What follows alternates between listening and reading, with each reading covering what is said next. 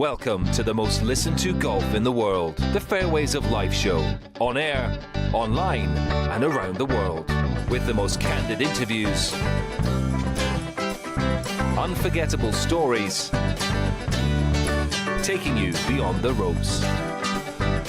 Here's your host, New York Times best-selling author, Matt Adams. Welcome into the Fairways of Life show, folks. Absolute delight to have your company from wherever you are joining us around the globe. I am super pumped about today's show. We are having one of the great players of all time today as our guest, none other than Tom Watson himself. Listen to the accolades that accompany this man, his career and his life. A member, of course, of the World Golf Hall of Fame, 70 professional wins to his credit, 39 PGA Tour wins amongst that. That puts him in the top 10 all time. He is an 8-time major champion. He's won twice at the Masters. He won the 1982 U.S. Open. He won 5 times at the Open.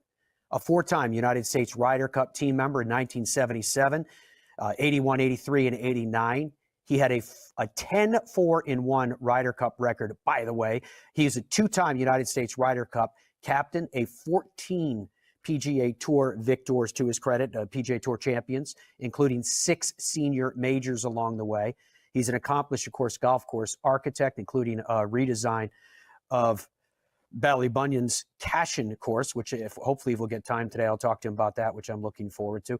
The work he's done with the first tee and with kids these days is second to none. I want to talk to him about that as well. His new initiative is called Watson Links. It's a pleasure to welcome Tom Watson to the show. I guess the first question I want to ask you, Tom, is how are you feeling? How are you healing up? Well, thanks for asking. It's good to be on your show, Matt. I've been rehabbing my shoulder here for quite a long time. I had a little problem with a go-kart for my grandkids and turned it over and stuck my arm out and had to have it replaced. And it's been quite a process, but it's getting better. I'm playing some golf, and I'm getting ready to go down to Texas to ride some practice on my horses to get ready for a show the following month in late April. I will be going to the Masters and looking forward to that. And actually, I'm going to be presenting the trophies at the drive, chip, and putt contest that Augusta National puts on nationally. Fantastic. That sounds like a lot of fun. Those are a lot of subjects that I definitely want to touch base with you on. I am curious, knowing you, what did you do during the period in which you were really rehabbing? I mean, it's not like you to sit still. Were you beside yourself at a time when you just couldn't do anything else? Well, it was mainly rehab. It was just sticking with the program and trying to get the range of motion with my arm get better and the strength to get better. But enough of talking about my injuries. Let's talk about golf. Definitely. Now, part of the golf that I love to talk to you about, but this is another thing that sometimes, and you and Jack Nicklaus are very similar in this regard. When you look back, you guys are so forward thinking, and it was cool to see your enthusiasm, talk about getting back on the horses again, et cetera. But have you started to allow yourself time to really reflect on the glory of what you accomplished? I'm curious where your mind goes if you do. Honestly, I don't look back. I'm just looking forward in my life. I've got, I did, golf was great to me. I achieved, I achieved part of my dreams, or most of my dreams of being a heck of a player. Won some major championships, had some great contests with Jack, and played on the Ryder Cup teams, captained the Ryder Cup teams. Golf is such an integral part of my life. But there are other things in my life, with relationships and the horses and the things that I'm carrying forward to when I make my final putt on the 18th hole in my life. When you and I have had the pleasure of talking about it in the past, talking about your background, talking about where you came from, talking about your home, I remember you've told me that, among other things, that your home was a place of music. I'm curious about how you feel like your childhood, your upbringing, the community that you are from, how that lent itself to helping to later define who you would become. Well, I had a great set of parents, mom and dad. They raised their sons, I think, the right way. They raised them with a lot of jazz music, the big band sound, the wonderful sounds of Errol Garner and Charlie Bird, and the big bands. I remember being played at the house all the time. But they also introduced me to a lot of things in life. First and foremost, I guess you might say golf.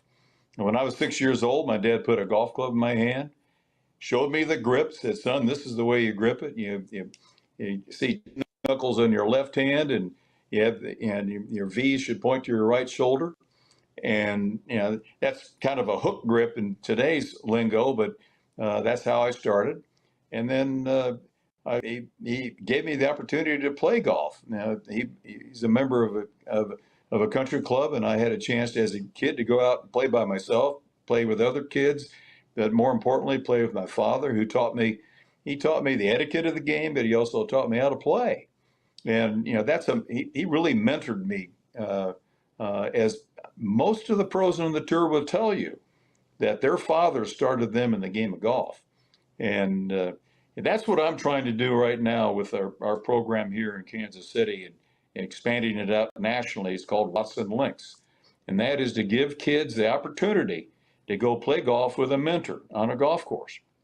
And we're going forward very fast with this. I'm looking forward to continuing on this program and expanding it so we get more kids to be able to get the access. They have free access to play, get on a golf course and play with somebody who knows how to play and knows the game, just like I did with my father. That's the whole point of this program.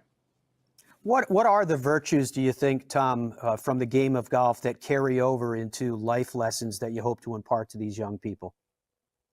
Well, I think a lot of it is owning up to your good shots, but more importantly, owning up to your bad shots. And it's just like life. You're not going to hit great golf shots continually and playing golf. You're going to hit some bad shots.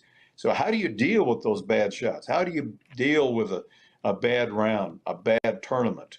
That's it's the same thing in life. How do you deal with the roadblocks that you face in life? That's what the game of golf, I think, teaches more than anything. WatsonLinks.org, folks, if you want more information on what we're discussing with the legend right now. WatsonLinks.org.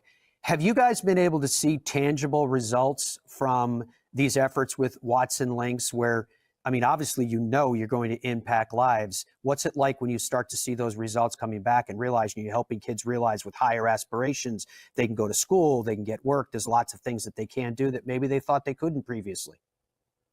Well, that's what the game of golf does. I've been a very big proponent of the First Tee program, getting kids started in the game, learning the game. And they teach them the 9 core values, which essentially, if you look at it, Matt, that's the etiquette of the game of golf. That's how you act on the golf course. You don't yell in somebody's backswing. You stand at a certain place. You replace your divots. Things that just normally you have to do. And the game really teaches you a lot of life skills. What's interesting about that, Tom Watson, is that we live in a world that I think arguably it could be said that there's a diminishment of civility. And yet through the game of golf, you're able to impart these lessons to young people that really they're going to carry with them for the rest of their lives, obviously, but they're also going to be able to benefit from them. I think people who watch golf, they respect that. They respect the way that the players on the 18th hole take off their hats and shake the hands of their fellow competitors, the person who just beat the daylights out of them or won the tournament. And that's just part of respecting your fellow man. What's interesting with that is when you think about when you made your way, when you came out on tour, the first if you say the first golden age with golf, would arguably would see Hagen, Sarazen, Jones, and the second golden age would be defined by the great American triumphant, right, with Byron Nelson, who I know you knew very, very well, Ben Hogan, He's a great Sam friend. Snead.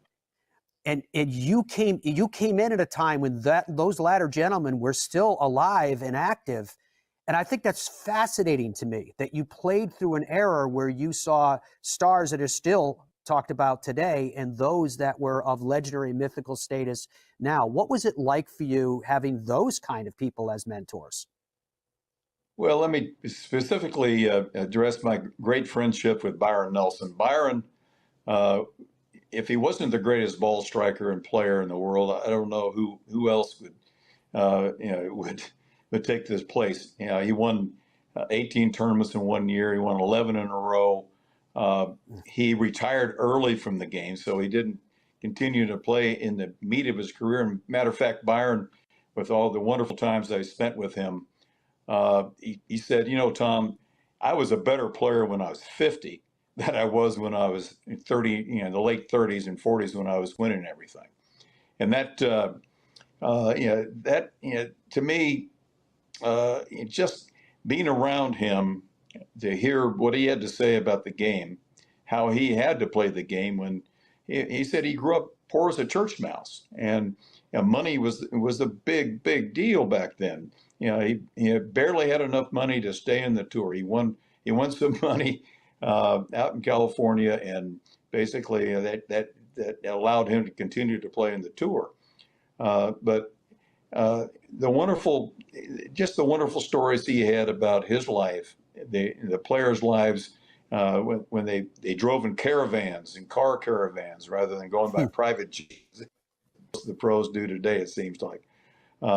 They struggled, but they loved the game. They absolutely loved competing and playing the game. Those stories.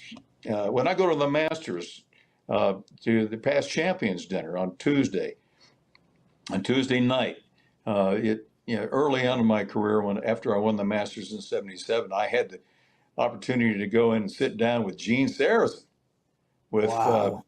Claude Harmon, with Byron, and with with Sam, and with those players, and listen to their stories. So I was a golf historian. I read about them and their exploits in books. Down the Fairway by O.B. Keeler was the Bible to me. I love that book. But to listen to their stories, it gave me an understanding of what they went through, and a foundation for my career. When I came out in the career, I looked up to Arnold Palmer. I looked up specifically to Jack. But there were players out there: Gene Littler, Julius Boros, Don January, Miller Barber. Those players right there that I looked up to. And when you're a kid on the tour, you want to impress these players so that they look at you and said, "Yeah, kid, you can play."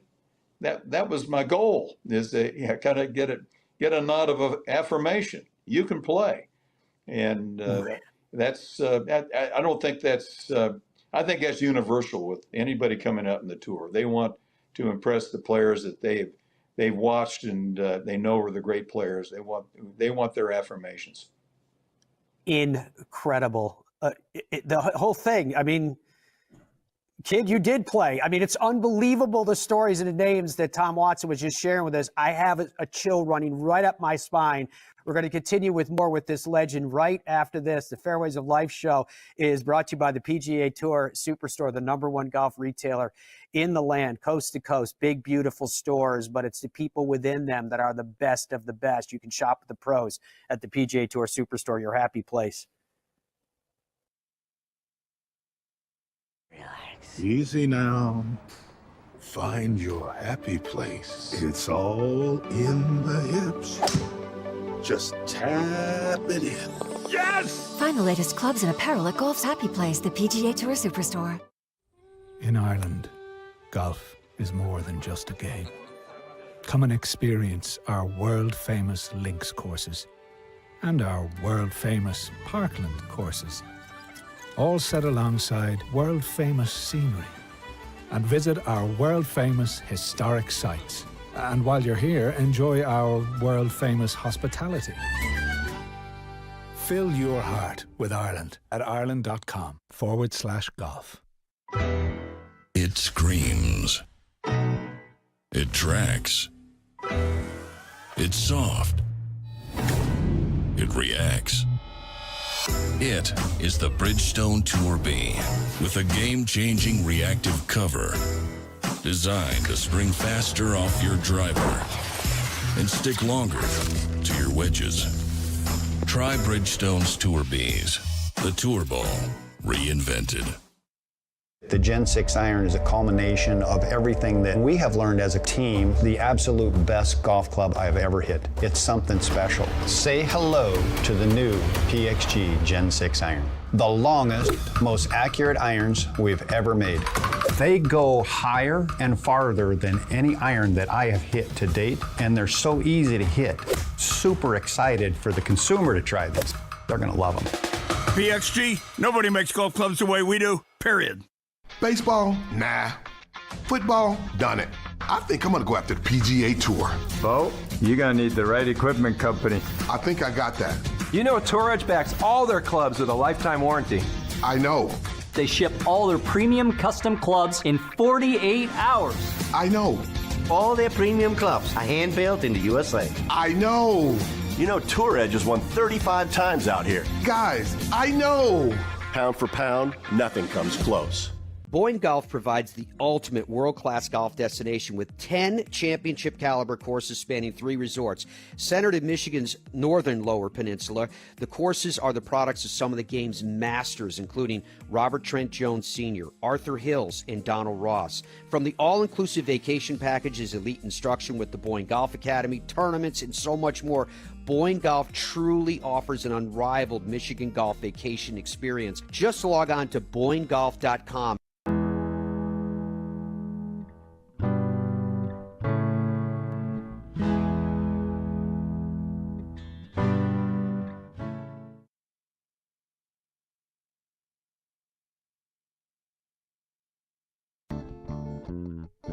Welcome back to the Fairways of Life show, folks. Absolute delight to have your company.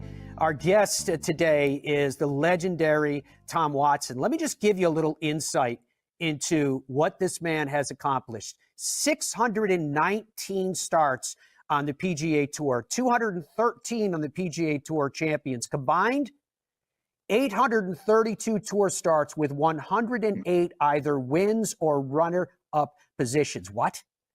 That means from 1968, when he started out, to 2022, his last champion start, Tom Watson either won or finished runner-up 13% of the time over 54 years. And 319 of them were top 10 finishes for an astounding 39%. Is nothing but remarkable. And that's the man that is joining us right now. Tom, when we talked about your background, when we talked about your upbringing, when we talked about your mentors and the people that you looked up to and your desire to impress them, was it always part of your nature to have a very, very high work ethic? Were you self-motivating in that regard? Without a doubt. I came on the tour and I didn't have a clue if I was going to ever make a birdie. Matter of fact, when I went to the qualifying school, they held it down in Palm Beach Gardens in Florida. I started out to play 6 rounds to try to qualify for the tour. And the very first hole I played was a par 5 and I birdied it. So I got off to a good start and I qualified for the tour, got on the tour and failed a number of times until I finally figured out a way to trust my swing. And that was kind of the late 1976. And I took that swing thought into 1977 and my career really blossomed after that. But, you know, my start on the tour was, it was uncertain, but I did know one thing. I was going to practice harder than anybody out on the tour. And I don't think anybody did practice any harder than I did. It's fascinating, isn't it? Because those were back in the days when you guys didn't have easy access to coaching or any type of technology to help you to know what your face angle is, the position, videos, etc. And we had to pay for our practice balls. Absolutely incredible. Tom, what's remarkable, first of all, I have to note to people in case they're not aware of your specific career and when you started to win your major championships. When Tom Watson says that he found something in his swing around 1976 that carried into that remarkable year of 1977, which I'm going to talk to him about in just a moment, consider the fact that this man was already a major champion by that time. It speaks to just how remarkable it is that he has achieved what he has. From those early days on, how were you with sleeping on a third round lead coming into the final round? How did you sleep that night before? I slept longer, but I dreamt more. I didn't have a problem sleeping, but I dreamt more. I remember that. Good dreams? Nobody remembers their dreams, right? Although we do have our nightmare dreams, don't we, Matt? We have our, one dream I had was always, a lot of it reared its ugly head where I was putting up a hill and the ball, if it missed the cup, would come back at me. It was like, actually, when I was a kid, I used to practice on the carpet at home. We had this little device, basically a metal device that had a hole in it, and you put it along the carpet, and it'd go up to the hole, and the ball would return to you. But if you missed it, the ball would go up and then come back at your feet. So maybe that's what instigated my nightmare dreams about being on the golf course and the ball came back at me. I had to make it for it not to come back at me. That's the thing. Oh, well, that is tough. But you were great as a young man. You were very aggressive with your putting. I don't think I've ever had a chance to talk to you about that in all the conversations that we've had over the years. Was that natural to you, that instinct that you were going to go for it, and if you missed, you knew you would make it coming back? Well, the one thing that I relied on when I was a young player, and it was my putting. I was a great putter, so if I knocked it 3 feet by or 4 feet by, I knew I was going to make it coming back. It's not that way anymore. In the last half of my career, it wasn't like that. When we were talking about inspirations and mentors to you, you had told me in the past that Bruce Edwards made you better not only as a golfer, but as a person. What did you mean by that? Well, Bruce was a man. He carried my bag for some 30 years on the. And what I loved about Bruce was his attitude. He never was down. His glass was always half full. No matter how badly I was playing, he was there cheering me on, kicking me in the butt, trying to get me off my pity pot. Sometimes you get mad. I got mad quite a bit when I wasn't playing well. He said, "Come on, let's get it done." And I go to the 70's first hole at the U.S. Open at Pebble Beach. I'm tied with Nicklaus in the last round, and I hooked my 2-iron into the left rough, and I walk off the tee with Bruce off to my right side, and I said, "Well, that's dead." And he said, "No, come on, let's get this thing up and down." And that's Bruce for you. And fortunately, luckily, I chipped it in. When you chip that in, this is such a great story. When you chip that in and you proceed to dance around the green, you were pointing. Were you pointing at Bruce, and what was that for? Well, to continue the story, when he got up to the ball was left of the green, probably 15 or 16 feet from the flag. The ball was in the rough, and I had to hit to a downslope, so I had to hit the softest chip possible. And I knew what I had to do, and that was just try to hit it as softly as possible. So I took the sandwich out of the bag, and as I was doing that, Bruce said to me, "Get it close." And for some reason, I said, "Get it close, hell, I'm going to hold it." And and I did hold it. And I raised my hands. I ran around the green. I turned around. I pointed at Bruce and I said, "See, I told you I was going to hold it." I love it. Absolutely love it. You also came from a generation that I can't think of any of you that have ever told me that you used a sports psychologist. Maybe you had, the Bruce Edwards of your life or someone else who was a shoulder that you could lean on. But where did the toughness come from that generation, I guess is the way I would want to ask it, that you guys were able to figure it out for yourselves out there? Well, I'll tell you a little story that it makes you tough. I was sitting in the locker room at the Colonial Country Club playing in the Colonial Invitation. I just had a good Friday round.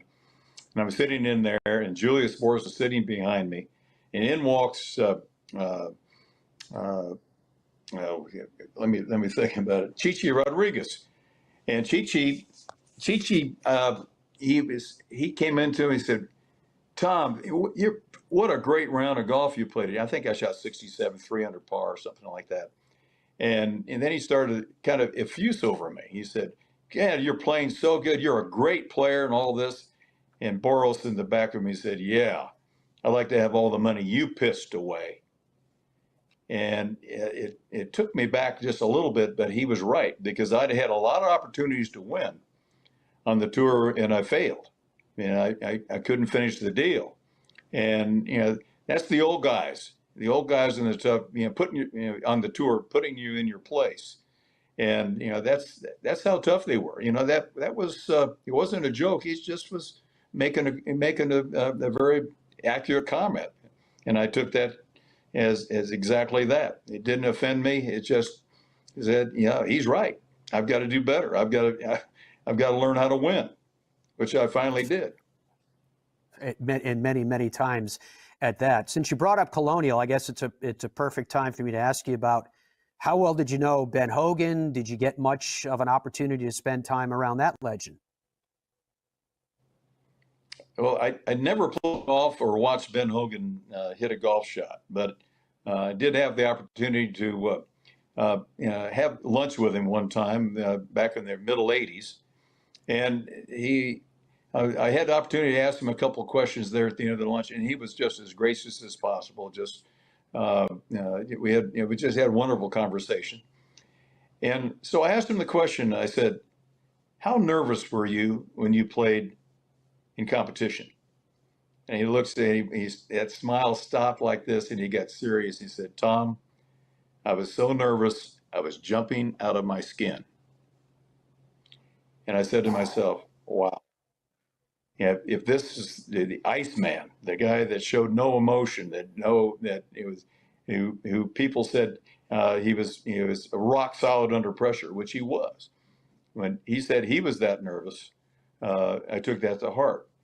And when people ask me how did I kind of learn how to play under pressure, I learned how to play under pressure strictly by experience, by putting myself in positions to win under pressure. You're always under pressure when you start a tournament, but when it gets down to at the end of the tournament, when you have a chance to win, the pressure increases. And some people can handle it, and some people can't. And I learned that a couple things I needed to do to keep that pressure level from getting above the boiling point. And a couple things were breathing. You saw me on the golf course yawning. I'd be going like that.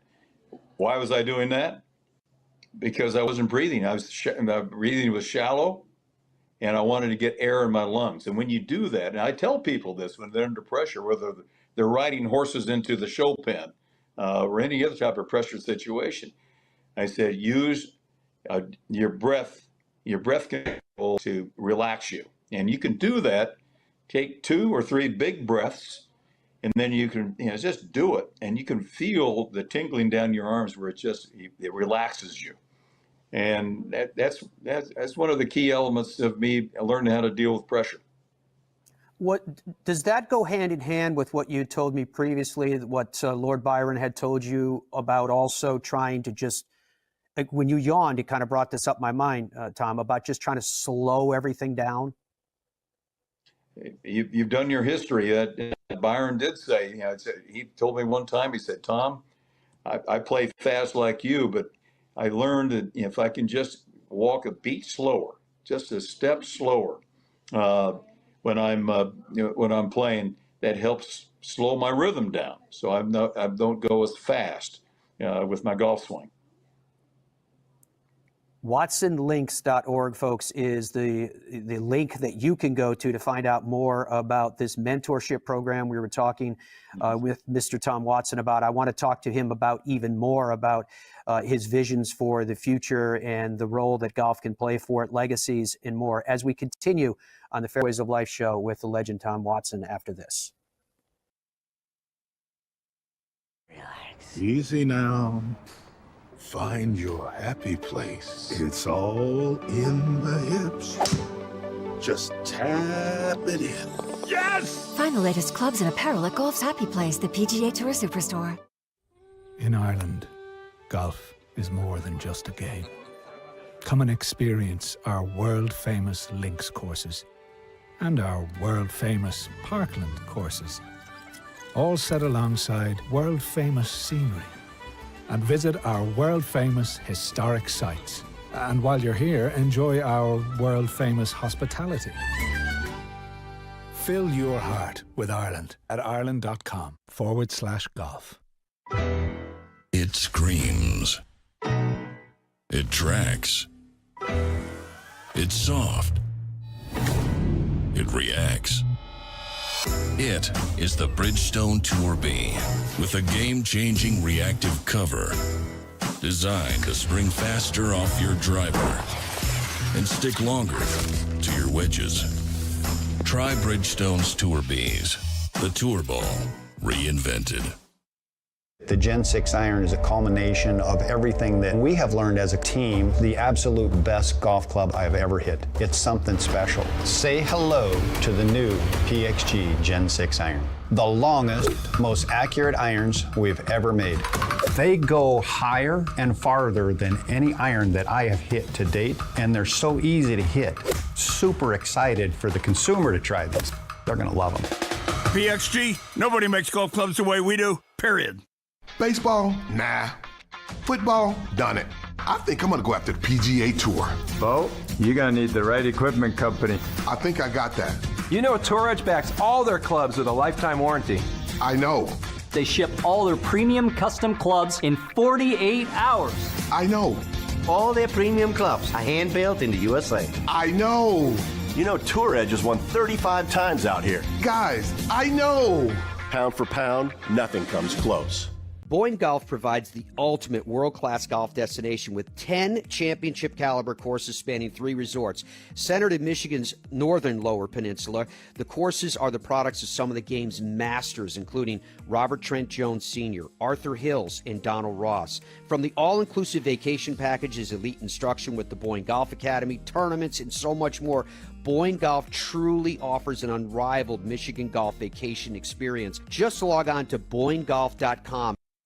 Zero Friction introduces the Wheel Pro Pushcart Golf Bag with its revolutionary 3-in-1 design, supportive legs that spring into action, a comfort grip handle with 3 locking positions, accessories for the modern golfer enhanced by 7 pockets for more storage, and removable all-terrain wheels which slide right into place. The new Zero Friction Wheel Pro Golf Bag checks every box for every golfer. Push, carry, or cart. The decision is yours thanks to Zero Friction. Head to ZeroFriction.com today.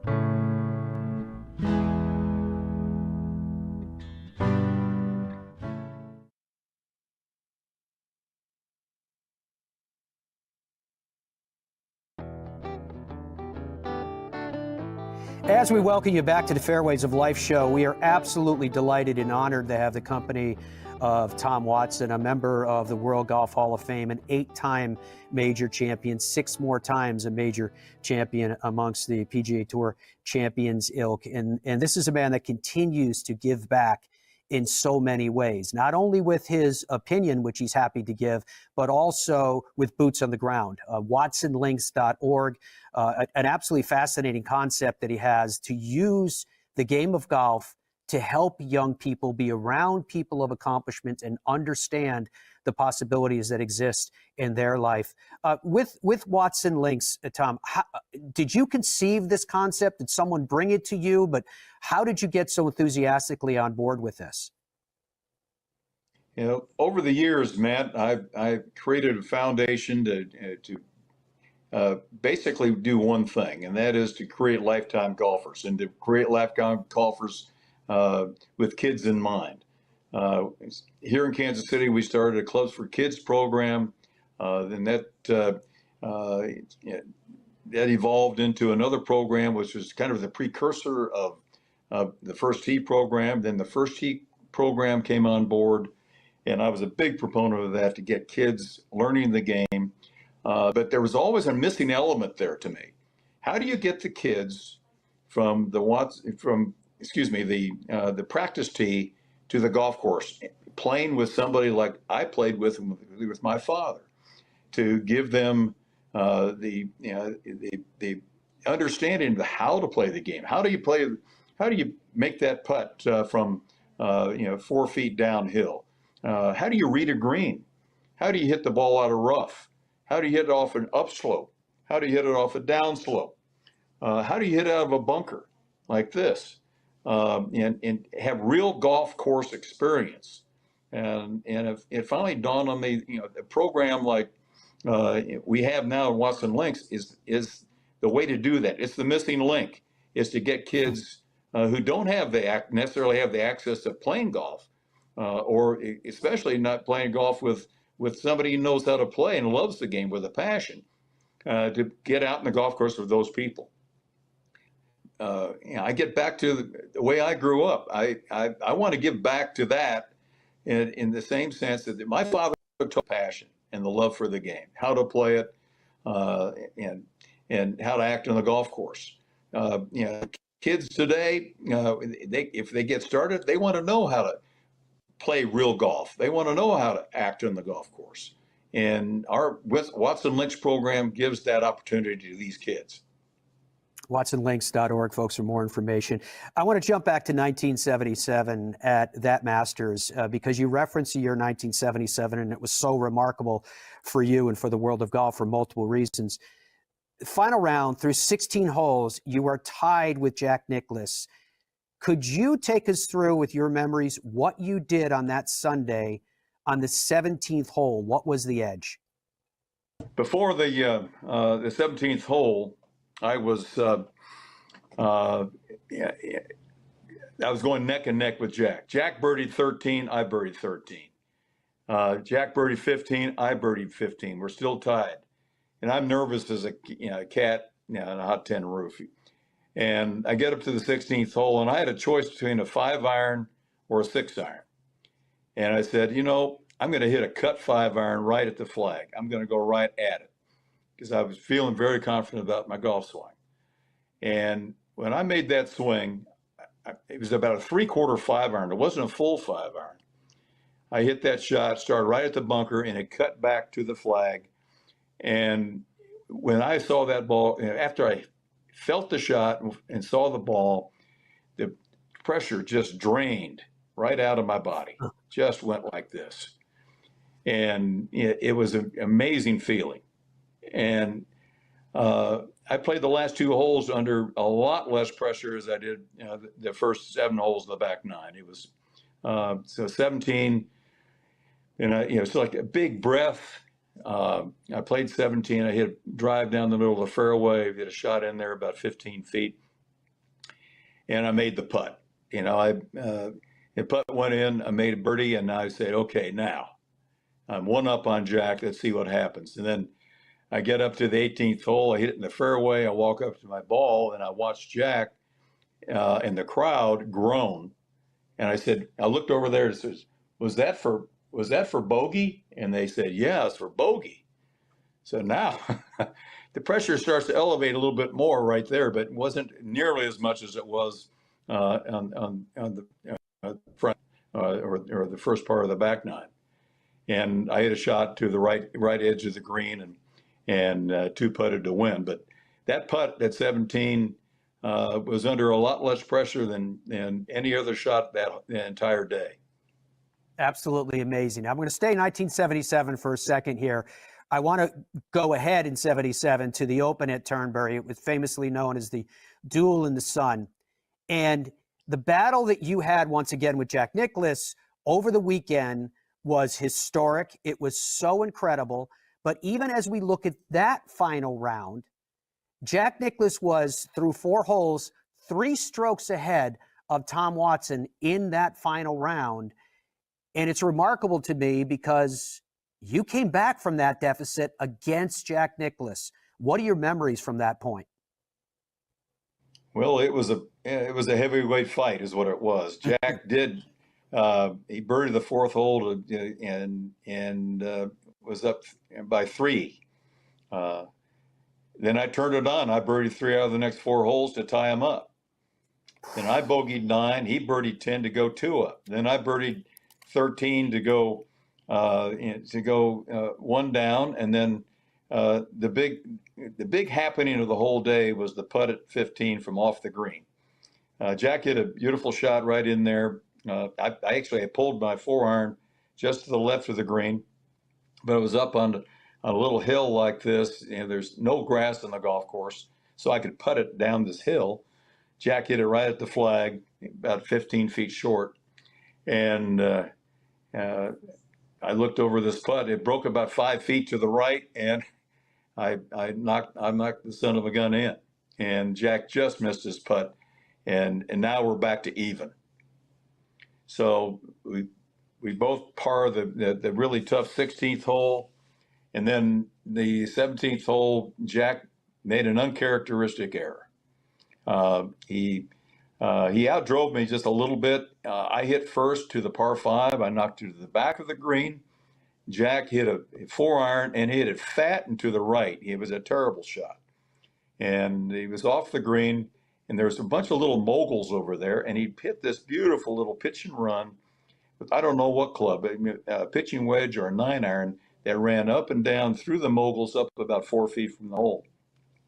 I putted my ball down for a gimme birdie and stood back and watched Jack, fully expecting to make the putt, and he missed the putt. So now I go into the 18th hole, 1 up, and then all the fireworks happened again.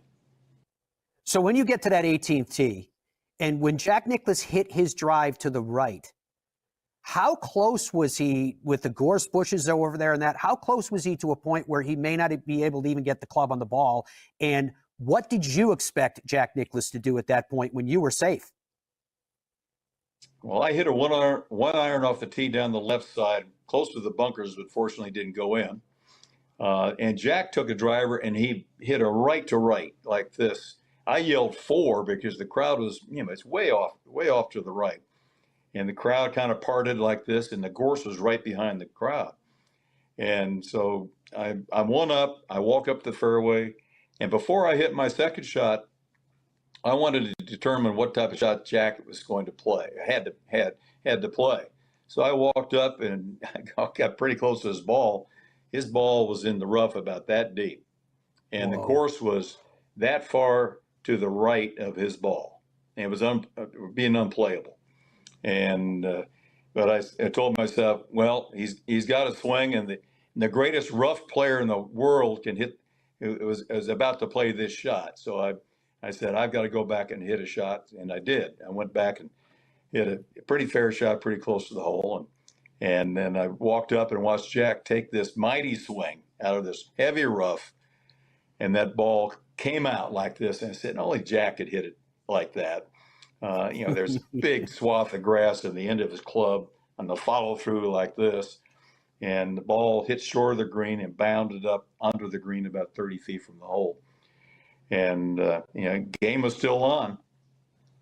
Even though I hit it close, Jack Nicklaus, in his career, made more birdie putts on the last hole of a major championship than anybody else in the history of golf. So I had to expect him to make the putt. And when he putted it, 10 feet from the hole, I said, that's dead center. And it was dead center in the hole, made it birdie. Wow. So I had I had to kind of collect myself, but I was already prepared. I said, I'm going to have to make this putt before he putted the ball. I'm going to have to make this putt. I wasn't thinking I had to hit it one. He had a 30-footer and I had a 2.5-footer. I didn't relax at all. And when he made the putt, the crowd went absolutely ballistic. It was an airplane roar, jet engine roar, and it didn't subside. It just kept on going and going and going. And I said, well, the heck with it. I'm just going to putt. I'm going to putt my ball when they're still cheering for Jack. So I bent down to put my ball down on my mark. And as I was lifting up the mark, Jack is like this. He puts his hands up. The crowd went silent in about 3 seconds, only in the game of golf. They respected the game that much. Jack said, all right, let this man have his due. And it went dead silent. I looked at the putt, took my 2 practice swings, and putted it in the right center of the hole. It wasn't dead center, but right center, and won it. And at that time there, Matt, when I walked off the green, Jack came over to me and he put his arm around my neck like this, gave me a tug like this, and he looked at me. He said, Tom, I gave you my best shot, but it wasn't good enough. And he smiled and he said, congratulations, I'm really happy for you. And at that point, Matt, in my career, that was probably the biggest change in my career right now. When Jack said he gave me his best shot and it wasn't good enough, I said, now maybe I've arrived and I can beat and play with the big boys. Such a cool story.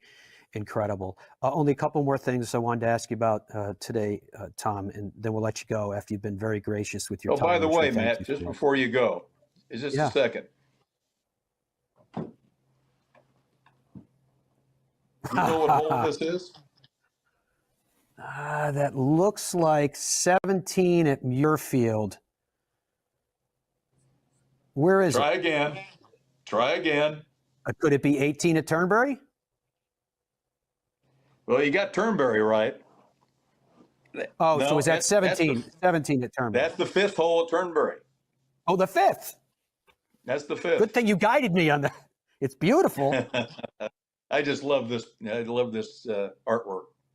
It's an absolutely gorgeous picture. There's no doubt about that. Yeah, just a couple things I wanted to touch base with you on before we say farewell, and that is, you are now one of the elder statesmen of the game, and I think the game would do well to spend more time soliciting the opinions from people that have been around the game for a long, long time. So I wanted to solicit your opinion. What do you feel about the game at its highest competitive levels right now, Tom? Is the game going in a good direction? Well, the professional game is fractured. I think the game of golf in general is going in a great direction. I love the increased number of golfers that we see, especially the kids and the women, who are more kids and more women are playing the game.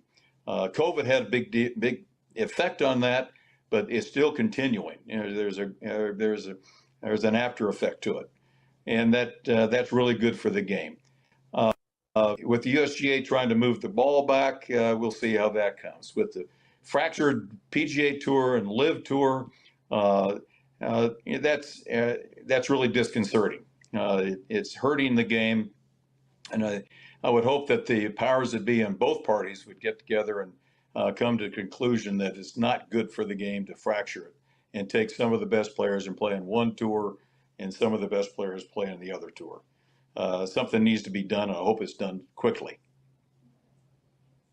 And Tom, the last question I would ask you today, many, many years down the road, pray, what do you want the legacy of Tom Watson to be? Very simple. When Julius Boros said, yeah, I'd like to have all the money you pissed away, Watson, that wasn't an affirmation. That wasn't an affirmation that I was a player. I just want my peers to say, that Watson, he was a hell of a golfer. Mr. Tom Watson, you were a hell of a golfer. There's no doubt about that. Thank you so much for the time that you have given us. Thank you for what you have meant to the game. Good luck with Watson Links, watsonlinks.org, folks, for more information. it's always a pleasure to catch up with you, sir. Matt, it's always a pleasure to be in your company. I enjoyed your show. What an absolute delight to have Tom Watson on the show today. I mean, look at this. It's incredible the way the great champions find ways to continue to give back. When we come back, we're going to hear from Tony Finau. I guess hello world, huh? And with one subtle hello, Tiger began an amazing and unthinkable career.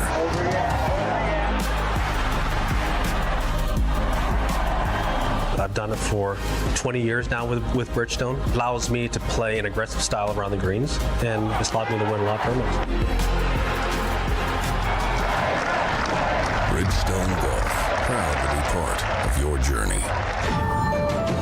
Boyne Golf provides the ultimate world-class golf destination with 10 championship-caliber courses spanning 3 resorts. Centered in Michigan's northern Lower Peninsula, the courses are the products of some of the game's masters, including Robert Trent Jones Sr., Arthur Hills, and Donald Ross. From the all-inclusive vacation packages, elite instruction with the Boyne Golf Academy, tournaments, and so much more, Boyne Golf truly offers an unrivaled Michigan golf vacation experience. Just log on to BoyneGolf.com. I think when you're training for other sports, or why most people go to the gym is so that they can have muscles and be strong and be healthy. And a lot of the reason why they struggle to play golf is their body doesn't move properly for them to be able to hit a golf ball. And when you're training for golf, it's a little bit different because you're focused more on flexibility and mobility and being strong in motion. When you're able to kind of have a warm up and have a workout routine and kind of gradually build up to where you're training your body to move properly, yeah, you're going to get a lot of big dividends on the golf course. Easy now. Find your happy place. It's all in the hips. Just tap it in. Yes! Find the latest clubs and apparel at Golf's Happy Place, the PGA Tour Superstore. What if we started a company and the company was under no time constraints, no financial constraints? The one constraint is their clubs had to be exceptional performers and much better than any other alternative. I was told time and again it'll never work. It worked like a house of fire. And I'll tell you what, I think our customers love it. BXG, nobody makes golf clubs the way we do, period. Stride by Zero Friction, the first of its kind personal caddy. Walk in comfort and style with Stride's remote and follow me technology. The Stride handles almost any terrain, and its 54-hole range will last all day. The lightweight design and removable front wheels makes it simple to handle. Plus, it easily fits golf carts. Order yours and save. Visit zerofriction.com/stride or scan the QR code to order yours today. Stride, your personal caddy.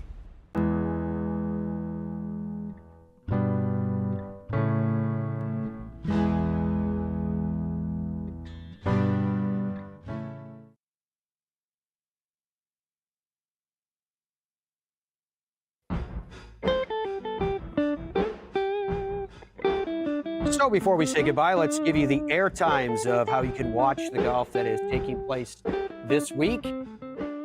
Starting tomorrow and same time on Friday from 4 p.m. Eastern Time, you can catch the Texas Children's Houston Open on Golf Channel. Saturday, it is split between us and NBC at 1 p.m. on Golf Channel and 3:30 p.m. on NBC. Sunday at 1 p.m. on Golf Channel and 2:30 p.m. on NBC. That is not all the golf that you're going to be able to see this week. The Ford Championship presented by KCC, new event for the LPGA, Thursday and Friday from 7 p.m. Eastern Time. Don't you love it when the golf is in prime time? Saturday and Sunday from 6 p.m. Eastern Time for that. And then the Gallery Classic for the PGA Tour Champions, 4 to 6 p.m. You can catch that one on Peacock and the NBC Sports app on Saturday at 3:30 p.m. on Golf Channel and Sunday at 2:30 p.m. on Golf Channel. And then finally, the Hero Indian Open for the DP World Tour, Thursday and Friday. You can see it there, 3:30 a.m., Saturday at 4 a.m., and Sunday at 2:30 a.m. for your coverage. So if you get up very, very early or if you wake up a cup of coffee with golf in the morning on Golf Channel. Right now, let's take you down into the press room in Houston. It's nice to be back at a place. Always nice to be back at a place that he won, and especially a golf course where I really performed well all week in 2022. So it's quite a different title defense, as it's not playing the same time of the year and 16 months later. But I am happy to be back and looking forward to playing some good golf this week. I didn't have the result I wanted last week coming into my title defense. I missed the cut at the Valspar last week. And 45th at the Players, so not the best finishes that I would have liked, but I've been working hard at my game. I'm as strong as I've ever been as far as getting in the gym and doing the work, so I know at some point the results will come. The work is there, and the body of work is there, and I just know sometimes you go through spurts where you just don't score it nearly as well as when you do at other times throughout the season. So, but hopefully this week I can spark a nice run. I wouldn't say different mindset, but I have more obligations this week than than I would on a normal week. And also I have great memories on the golf course, so that'll just help. Yeah, I think it definitely can add to the pressure. I guess being a champion at a place, people can expect you to always play well there, so there's that added pressure. But I've been fortunate to have to try to defend a few titles over the last couple years, and so at least I'm starting to become a little bit more familiar with how it feels to defend a tournament, and hopefully I have a nice title defense this week. What an honor and pleasure having Tom Watson on the show today. Enjoy the golf, and until we are together again, be well and goodbye for now.